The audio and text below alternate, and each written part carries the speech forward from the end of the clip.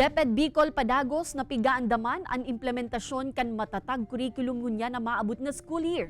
Ahensya nagahalat pa subuot min direktiba hala sa DepEd Central Office kasunod kan pag-resign como Education Secretary ni VP Sara Duterte.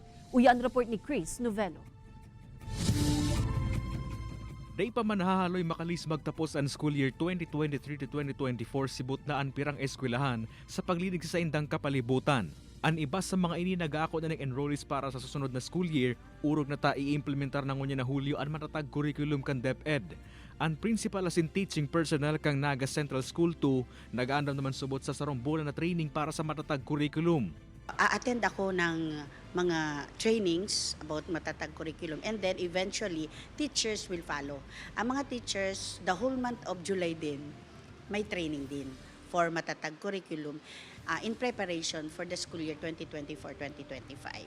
Susog sa Department of Education Bicol kay basubot ang training sa mga principal at mga paratukdo sa mga pag-aandam sa implementasyon kan matatag curriculum o unrevised K-12 curriculum. Susog sa ahensya, status quo o magpapadagos ang mga napunan ng preparasyon asin pag-aandam kan ahensya sa ibong kan pag-resign sa pwesto como DepEd Secretary ni Vice President Sara Duterte.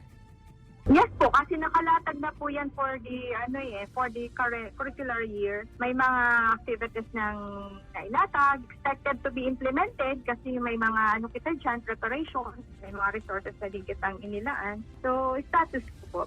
Pending the advice of the Central Office. Inahalat pa sa presente kan DepEd Bicol ang direktiba kan sa indang Central Office dapit sa magiging implementasyon kaini. Kay Banan si Jovel Obiso, Chris Novelo, Balitang Bicolandia.